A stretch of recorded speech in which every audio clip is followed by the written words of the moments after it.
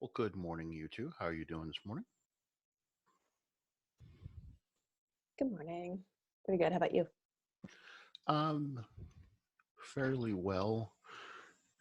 Having some health issues this week, but Oh no, what's going on? just nothing, not the serious things. Just things that are a little harder to deal with everything being all weird. Yeah, How about you guys? You guys all staying healthy? Family all staying healthy? so far. That's good. Yeah. Yes. So, not very many folks here this morning. Does that mean everything's going beautifully? And is there anything that you guys been working on that I can help you with, or that you've been wanting to ask about? I've understood it for the most part so far. Good. Aaron, also? Yeah, I'm feeling good on this one. I'm just working ahead now, so that's the part that I'm having trouble on, but yeah. Good. Have you both worked with this synthetic division stuff? hmm Yes. Okay. Um, Hi, Andrew. So let's see. Since there are only a couple of you today, let's see, the synthetic division stuff and the dividing, are there any parts of that you want to go over and want to look at?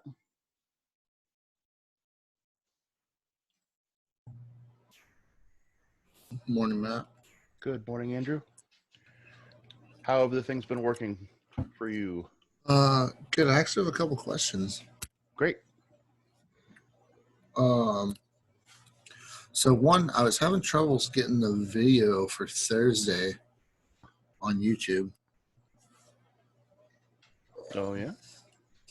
I know I didn't miss class. I missed class that day. I was hoping I could watch that video, but I couldn't get it to pull up on YouTube. Every time I go to the link, it says video unavailable.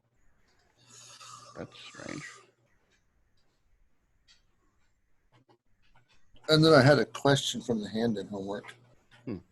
Okay, I'll check on why that video is not Was- available. It's coming up that way for me too, so I'll check on that.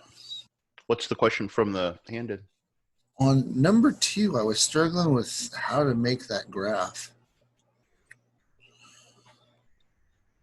All right, let me take a look at it.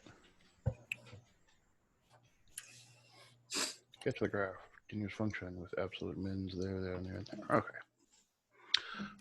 So let me grab a set of axes here. So what are we told? Is this that new program? Yes, yeah, this is OneNote. I'm hoping it'll let me like cut and paste things nicely. Let's see, sketch graph continuous function with an absolute minimum of -3 at -2. So the minimum value is -3. It's occurring at an x value of -2. So that's a point on our graph, and Yeah. it's a minimum. The absolute minimum. I didn't know if that mattered. It will. Okay. And a local minimum, I should put absolute min, and a local min at 2 of -1. Okay, so first off, I'm going to plot these. Absolute min at -2, -3. So just roughly 1, 2, 1, 2, 3. So that's an absolute min. So that means we're going to go up from here, right? Yeah. And we have a local minimum at 2, -1. So 1, 2. It's not as far down, but we're still going to go up from here. Fair? Yep. So for it to be continuous, that means it can't have any breaks or jumps in it, right? Yeah. So it will likely go up from there. Now, and certainly go up from here. That part fair? Mhm. What happens in between here is what we've got to figure out / really make up. What happens in between here and here is really up to us. Yeah. It doesn't say we have absolute maxes, but there should be one in between there. We could have other minimums, other stuff could, anything we want can go in between there as long as it's continuous. And Yeah. the rule for continuous just means we can't have any breaks. So that would probably be the simplest thing to do.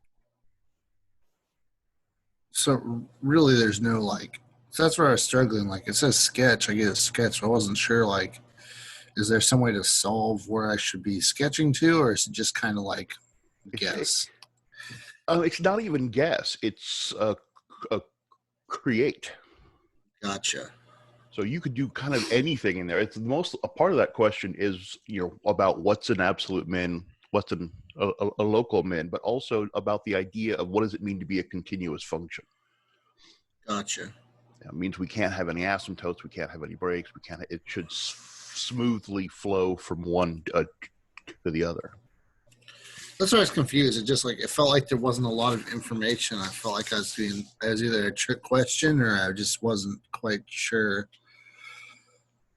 Sometimes the very open-ended questions can be tough because we technically, this is probably a simpler sketch than, not simpler than anything else, but it's like a bare bones. Like it's got to have these pieces. But Yeah. Gosh, we could have a function that does, as long as it hits that point. We could have all kinds of craziness going on here. You could even go down below that as long as it doesn't go below this. Yeah. That would also work. Now, why somebody would put all that stuff in there, I don't know, but they certainly could. That is a continuous function with that absolute min and that local min. So realistically for this one, it's just like draw a function as long as it's continuous and it hits those points. Yep. Gotcha. I didn't think it was that simple, I guess is why I was so confused. Well, and particularly, I think, you've asked questions like that before. It sounds like you're a mechanic. You like to solve, you like to, My degree is mechanical engineering. That's right. It is. Okay. So that it makes sense that you'd react that way. But a lot of these answers are more kind of conceptual, and those I think are gonna bug you. Probably. Just because you're not because you won't be able to do them, but just because that's not your orientation. You're like, okay, what do I have to plug in? What do I have to solve for? Yeah. Well, I think that's why I hate fractions too, is because like when we're doing, like I work with CAD a lot in my program. Oh yeah. And like I just convert everything to millimeters and it's all decimals. Which, works fine for lots of things, but it does tend to make those fraction skills less robust. Yeah. You're absolutely right. It's just like parts of my degree path completely clash, and it's frustrating sometimes. Yeah. How about you, Justin? Anything you're working on that you want to look at? No, I'm okay. Okay. Andrew, did you have anything else you wanted to look at? No, I just need to watch that video from Thursday. Me and my wife decided to take our son on the Rogue Umpqua Scenic Byway. So 138 between Roseburg and here. See all the waterfalls. Hopefully that was nice. It was. It was still snowy on a lot of the forest roads, so we weren't actually able to see all the ones we wanted to. But it was a nice drive. We were gone. I think we left here at like 9 in the morning, and we didn't get home till like 10 o'clock at night. Tokenie Falls is really nice, but it is really high up in elevation out there. Yeah, Tokenie's really cool. We tried to hike into Lamolo, but it was snowed out still. The trail was like, we got like almost all the way through the trail, and there's like 3 feet of snow. We just hit it. And then there's a couple other ones we really wanted to see, but there was still too much snow on the roads. So let's dive in. You guys said you're fine with the synthetic division stuff, but let's play with it, make sure we're happy here. So want to find out, is that x minus 4 a factor of that polynomial? Now we could use polynomial long division, but not necessary to use polynomial long division because we're trying to see if a linear factor is a factor or a linear expression is a factor. So synthetic division will work. You guys said you'd played with the synthetic division, we're comfortable with it. So let's see how that goes and see if this is a factor. Morning, Crystal. Good morning.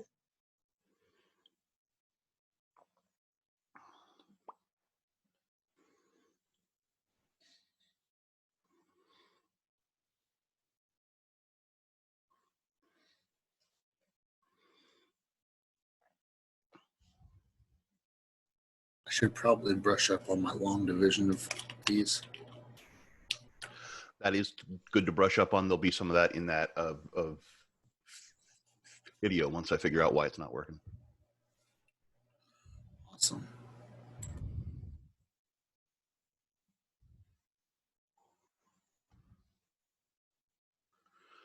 So we talked about some of the vocabulary that x minus 4, if it's a factor, then x equals 4 is the root. We can call it the 0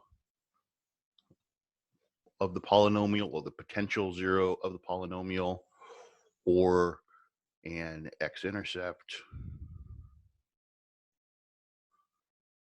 It would be a solution to this polynomial if we set it equal to 0.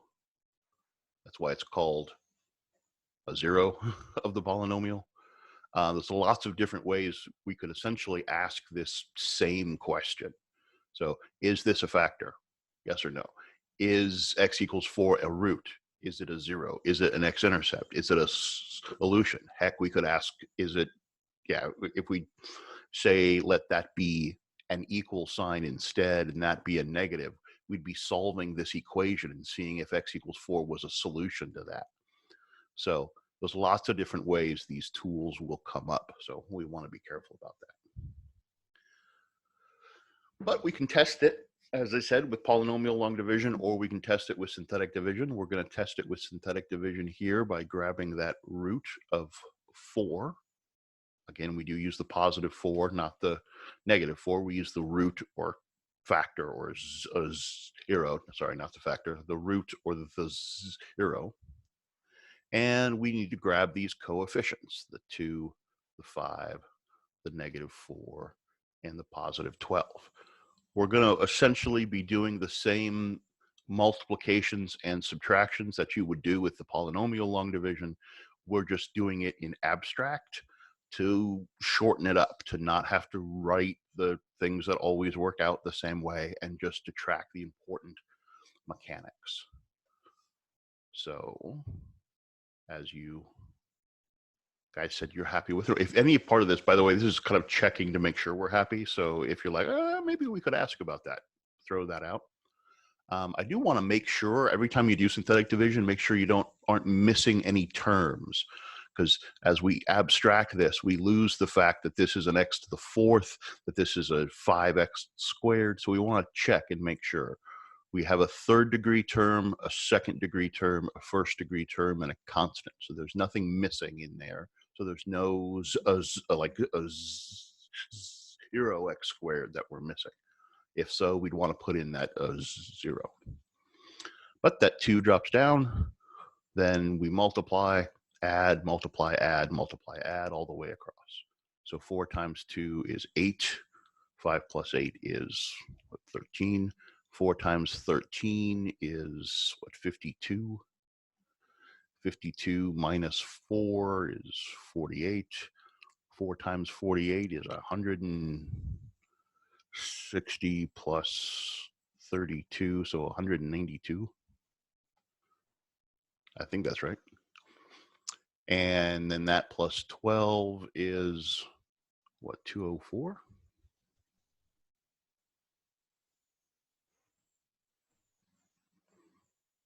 Anybody back me up on that? Yep, it is. Cool. So, okay, what does that say about whether or not x minus 4 is a factor of this polynomial? It's not. It's not. It's not, because we didn't get a remainder of 0. And gosh, we really didn't get a remainder of 0. We're pretty far away from 0. So it's not even that close to being a root or a 0 or a factor. But I do want to look at something that's neat here.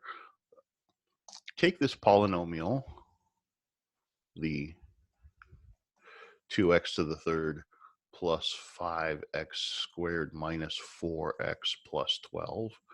And we could evaluate this polynomial at anything we wanted to. We could evaluate it at -1, 4, 8, 6. We could evaluate anywhere.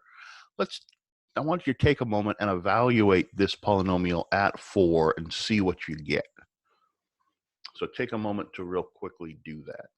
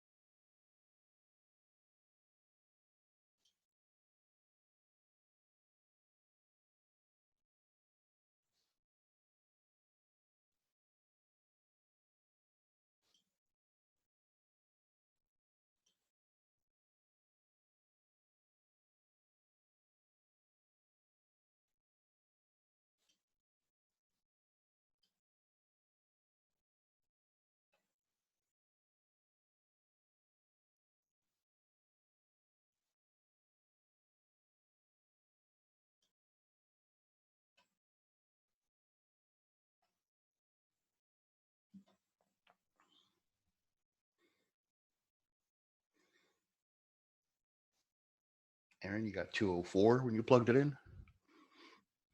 Anybody else get 204 when they plugged it into this? Does that seem like a coincidence? Probably not. I just happened to pick a polynomial. No, I made all this up. It's not a coincidence. It actually makes for a really good tool for evaluating polynomials. If we had this, polynomial and we wanted to find, say, p at -2 for whatever reason, yeah, we could plug the -2 in and crank this out. Particularly if this is a large polynomial, though, like quite a bit larger than this, that can be a little tedious. And once you get real fast at synthetic division is a super, super fast tool. So one of the nice ways to evaluate polynomials is to use this synthetic division to do it. Bring down that 2, -4, 1, -2, -6, 12, 24. As long as you're careful with your synthetic division, that p at -2 is going to be 24. Without having to plug that number in and crank it through.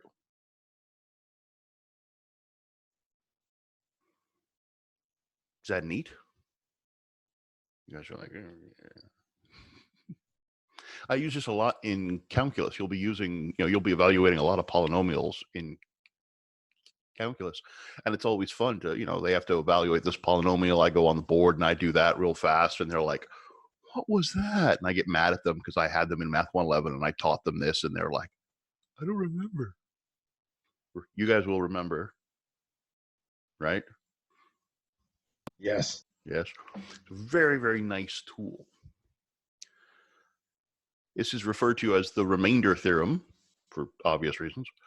So given some polynomial, let's say, 3x to the fifth minus 2x to the third plus x squared minus 7x plus 4. we can say, oh, even just directly, find P at even just -1. I mean, -1 wouldn't be hard to put in there, but if we say using the remainder theorem,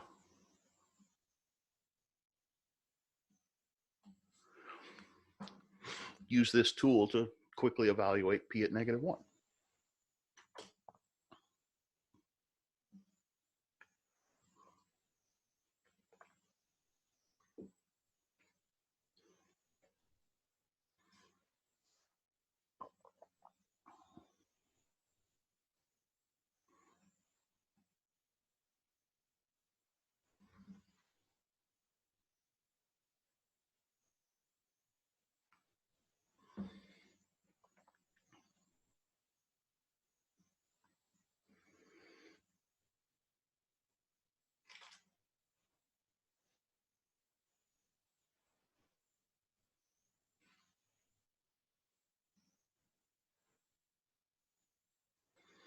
Let's see if we all get the same thing.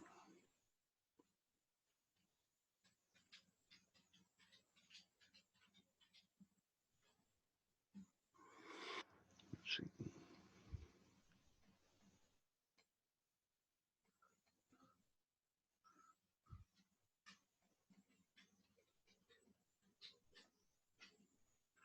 Not to put you guys on the spot today.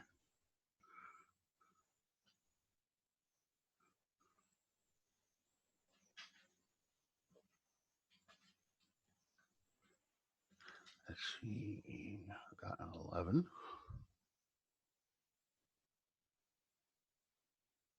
See who fell into the traps and who didn't.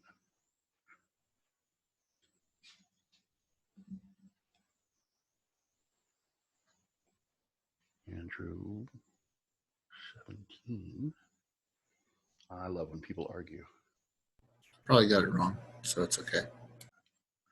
That is okay. Getting it wrong is the best thing you can do. It's how you learn the most. With these problems, the worst thing that can happen is you get it right, and you don't learn anything more. I also had like 3 hours of sleep last night, so That'll do it too. Betsy, Ava, and Crystal. Crystal, a 9. I got too distracted. Didn't go to bed a decent hour. That happens. Well, I just got the new God of War for PlayStation, so I was like, I'll play God of War for a couple hours. Then 3 o'clock in the morning, I'm like, oh, whoops. That's a mistake. Ava got a 9. Got 3 different answers here. That's cool. I was expecting 2. I got 3. So a couple things that sometimes go wrong. One is that we are using that -1. So because this was the factor, oh, that looked kind of cool. Because this x minus 4 was the factor, we had to change that to the +4 because we do synthetic division with the root, with the 0, with the intercept, with the value involved. So that 4 is the value that's involved. The only time it will look like a -4 is if we're looking at the factor. So we're looking at that value of -1 here. Yes, that would go with a factor of x plus 1, but we are using that value for the synthetic division, that -1. So that's the first thing to be careful of. Then we got to write out our coefficients. So our coefficients are 3, 0, -2, 1, -7, 4. Who did I catch with the 0?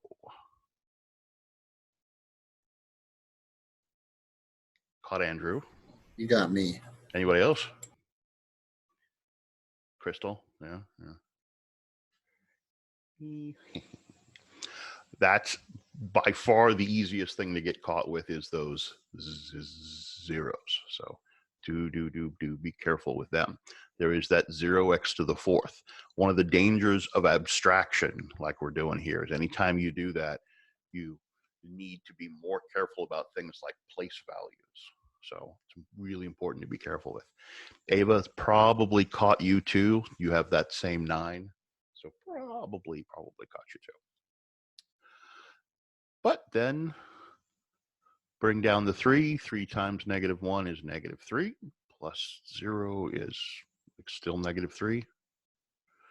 Then +3, 1, -1, 0, 0, -4, 7, 11.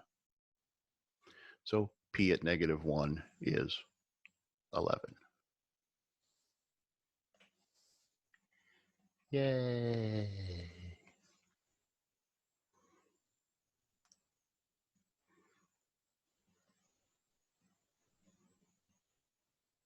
Now, why did I think that we had to use the opposite sign? So if it was -1, I actually used +1. Is that not the thing? That's what I was talking about up here. When we look at the factors, Yeah. remember our factor theorem. Yes. If x minus a is a factor, then x equals a is a 0 or root, or x-intercept if it's real, or a solution. It's all those things, right? So we've got the value of a, and the factor looks like x minus a, right? Okay.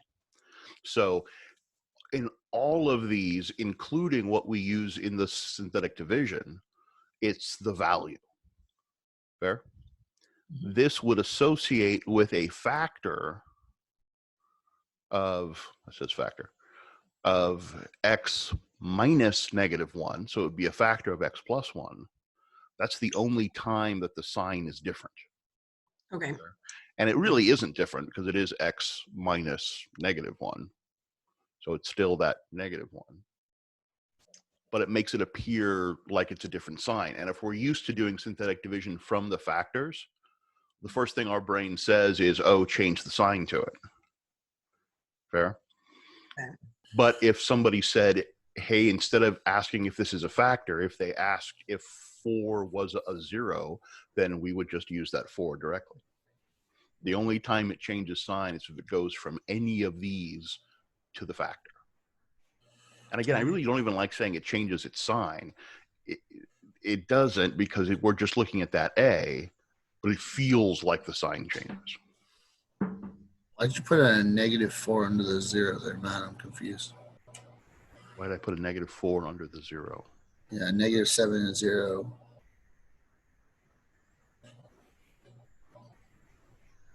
On the, Oh, I don't know. Synthetic Why did I do that? Because I was thinking of this 4. -7. I'd already started adding the 4 in there in my head. And thank you for pointing that out.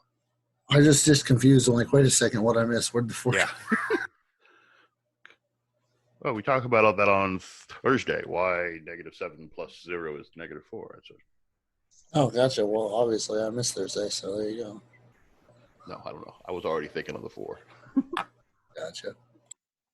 Yeah, I do that sometimes where I'll write what I'm thinking about. It doesn't help me out. No, it doesn't. It's not good. That's why I like when I'm writing these out, like I'm really methodical about because I'll get ahead of myself. Yeah. Like especially with the synthetic division, I always write it out in 3 lines so I can put a plus sign underneath each factor so I don't forget. Nice. Okay, so let's take this and use it for what we're going to be using this for. So let's say we've got a fairly good sized polynomial. I don't want to go too big too fast. Just a nice little 3rd degree polynomial. -9x² plus 21x minus 5. And we're told that x equals 5 is a root. Now, I'm going to keep stressing this, that we could have been told it was a 0. We could have been told it was an x-intercept. We could have been told it's a solution to that being equal to 0. It's all the same thing. So that x equals 5 is a root. And what we want to do is use that x equals 5 to find the other roots or zeros or x-intercepts roots of f of x. Now, we're given a root, we're asked to find roots, but really what this means we're going to be doing is taking that factor of x minus 5 and finding the other factors. Now, how many factors do we expect this thing to have? Well, why do I seem to think it should have 3 total factors? This is because our first factor is x cubed. Yeah, it's a third degree polynomial. A third degree polynomial, ideally in the reals, will have 3 factors. Now, it's possible some of these factors are not real numbers, but if we allow for complex numbers, the full robust complex numbers, then it will always have 3 distinct roots. We'll actually refer to that later as our fundamental theorem of algebra. An nth degree polynomial has n complex roots. So if it's a 5th degree polynomial, we expect to find 5 roots, though some of them might be non-real numbers. That's okay. They're still part of what builds our polynomial, so we still will oftentimes want them.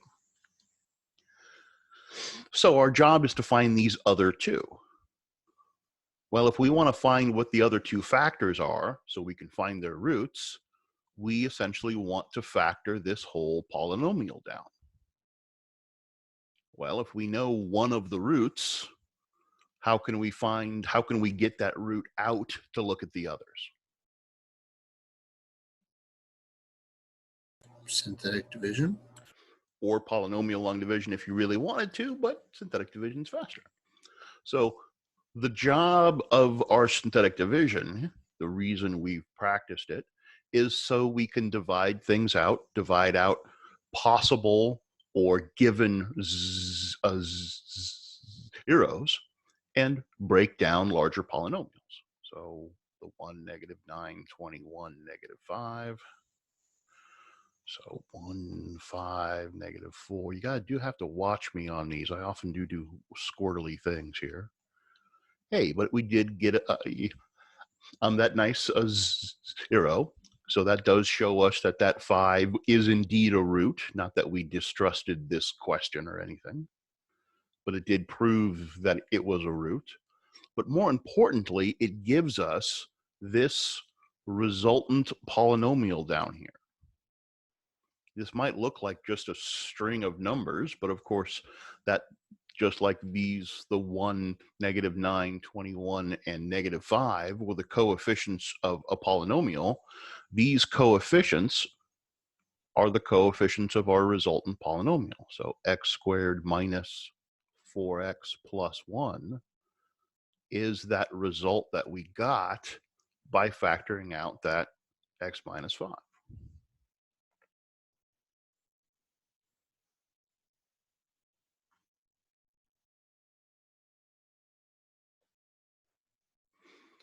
So then all we need to do is deal with this quadratic. But luckily, we know how to deal with quadratics. Quadratics are an old friend, ideally. If it's factorable, we can even factor it. This one's not factorable. But if it's not factorable and we want to know what its zeros are, its x-intercepts, its roots, whatever, what can we do with this thing to figure out what the other 2 solutions are? Quadratic formula. Absolutely. So 4 plus or minus the square root of -4 squared, 16 minus 4 times 1 times 1 all over 2 times 1. So 4 plus or minus the square root of what, 12 over 2. So 4 plus or minus 2 square root of 3 over 2. So 2 plus or minus the square root of 3. I know I probably did that fast.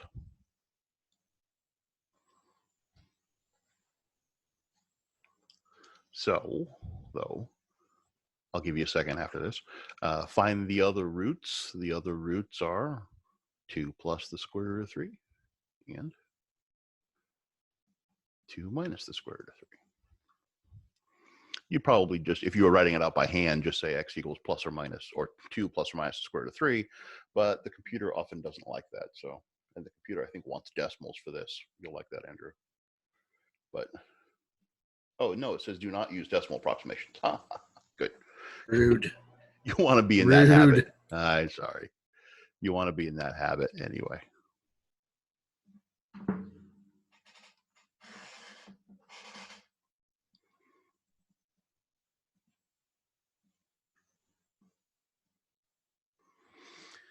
So we really do want to start thinking about this synthetic division tool as more than just a tool for testing to see if something's a factor, but really as a tool to break down the polynomial. So yeah, it showed us that -5. Oh, that's right. It showed us that 5 is a 0, but we kind of already knew that because that's what we were told. But more importantly, what it did is it broke this polynomial down into a smaller piece.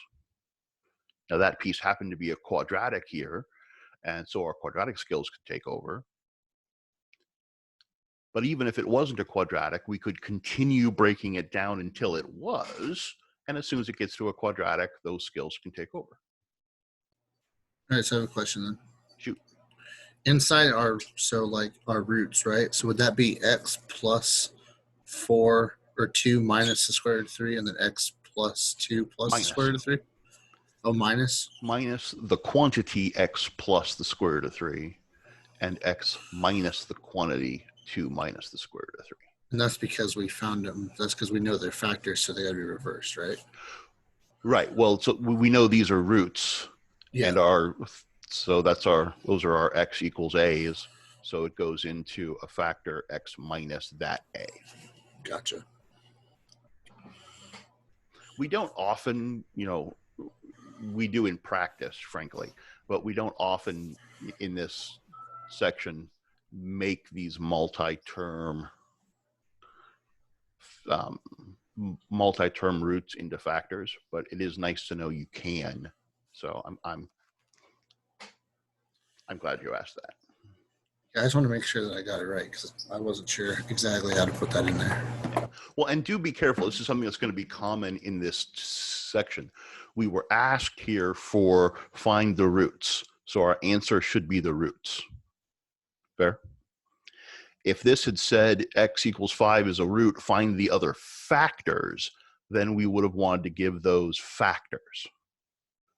Fair? So we do got to be real careful what we're asked for here. Let's try another one of those. That's got just a little bit more going on here. Oh, I don't think the z is going to throw you guys off, but it's always fun to do that. Z to the 4th minus 18 z to the 3rd plus 93. That's got to make somebody nervous. Z squared. I don't know why 90s make me nervous. Maybe it's because I was a weird age in the 90s. I don't know. Minus 192. So nice big 4th degree polynomial. And we are told a0 of positive 8. And here's the fun part. With multiplicity, let me spell that out, multiplicity 2. So the 0 of 8, we're told, has multiplicity 2.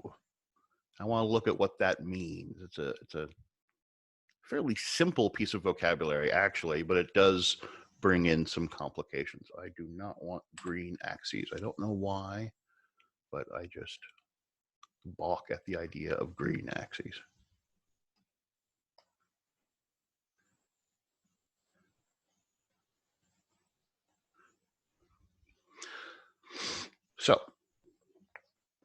if we were to draw a fairly random polynomial, so I'm going to draw a fairly random polynomial. This is not meant to represent the polynomial we're looking at.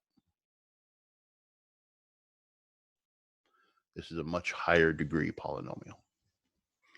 So that polynomial has roots, zeros, x-intercepts here, here, here, here, and here.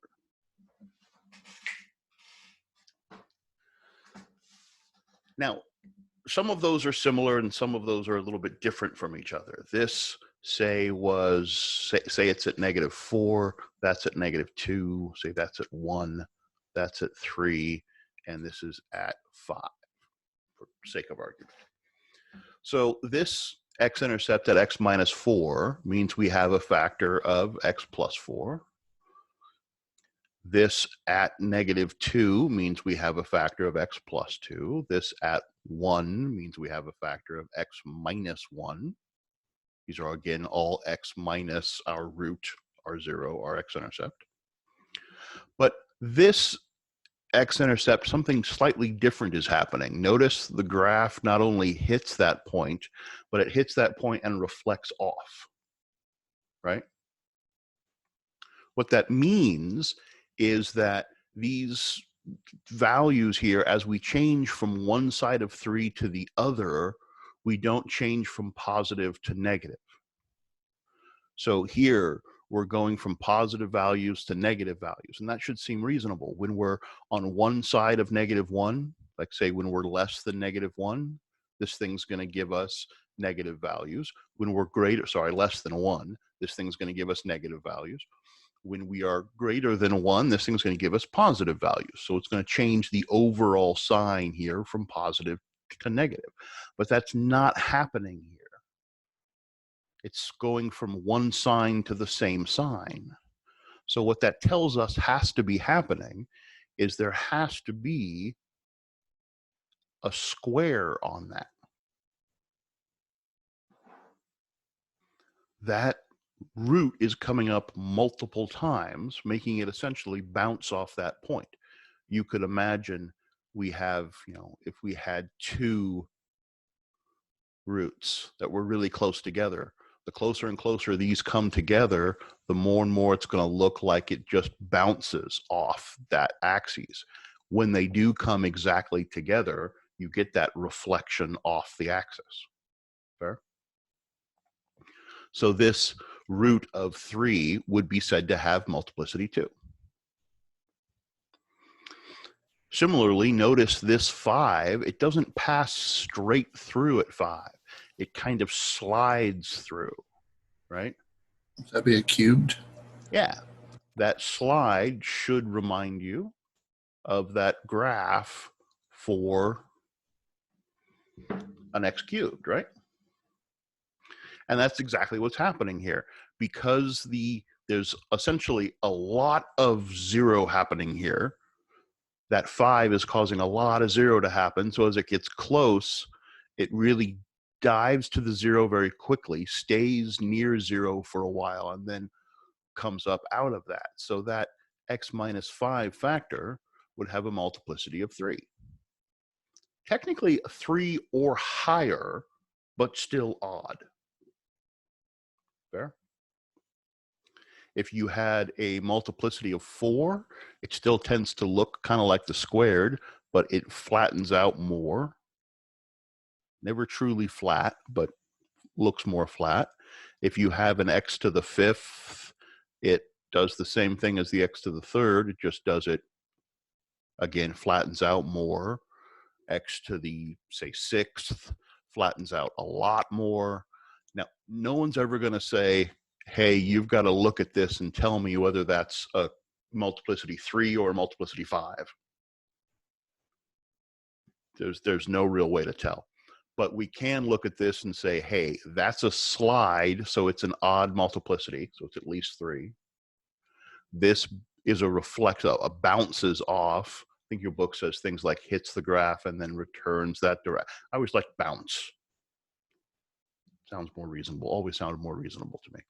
So it bounces off, so its multiplicity is at least 2. Each one of these pass directly through.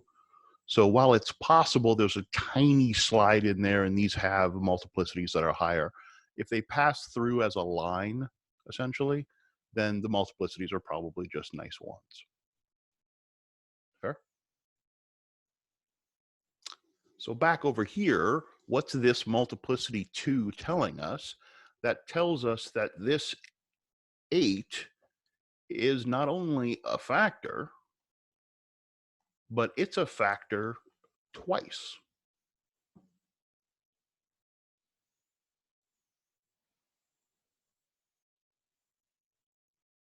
Or we could write it as x minus 8 quantity squared, but I wanted to emphasize the twice. So if we want to find the other 2 zeros, well, it's a 4th degree polynomial, so there should be 4 of them. We really want to find just those other 2. So how are we going to do that? Same way we did before. We're going to do our synthetic division with that 8. So grab our coefficients, 1, negative 18, 93, negative 80, negative 192. Being careful about zeros, we have a 4, 3, 2, 1 constant, 4, 3, 2, 1 constant. So there's no zeros we're missing. Good. And then I'll give you just a minute to perform that synthetic division. We should get 0 if this problem's not lying to us. Or if I didn't copy it down wrong. No, okay.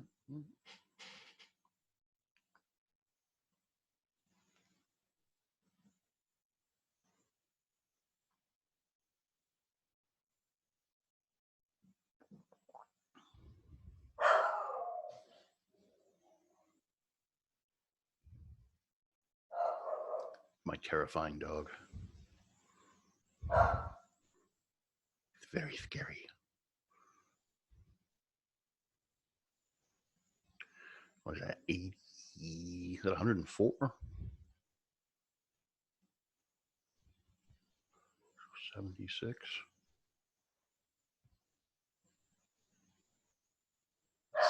76. How about 24?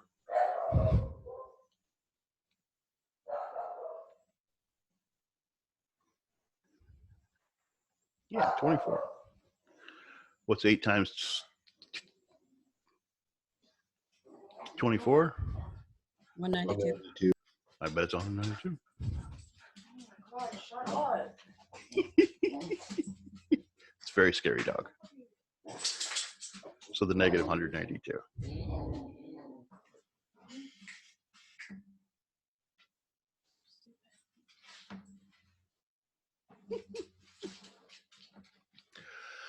Sorry about that. All right, so we got the 0. Great. Now down here, we see we've got a 3rd degree polynomial down here. That's an x to the 3rd, x squared, x, and constant. So we didn't get down to a quadratic. So how are we going to find those other 2 terms that we want? Repeat the synthetic division again.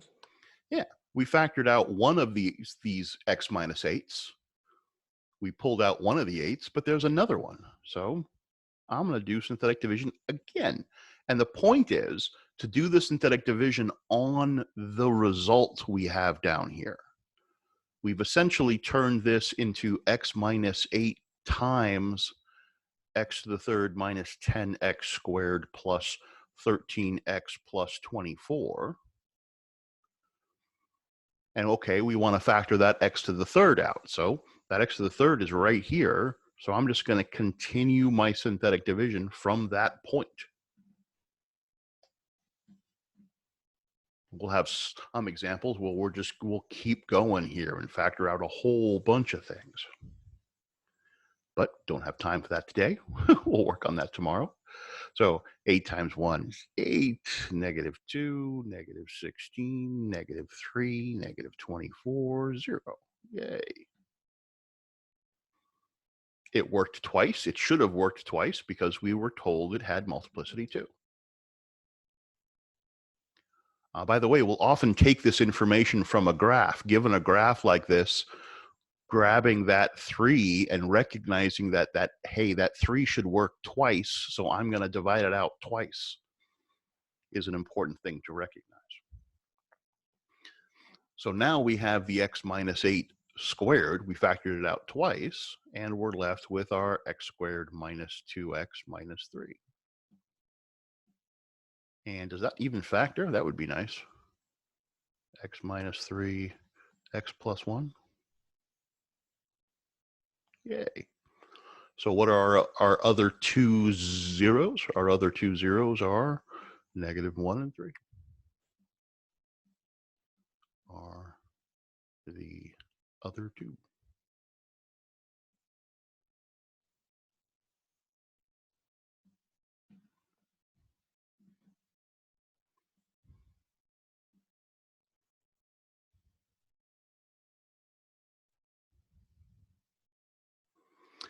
Now, Justin, I think you asked the other day, well, what if somebody doesn't tell us these?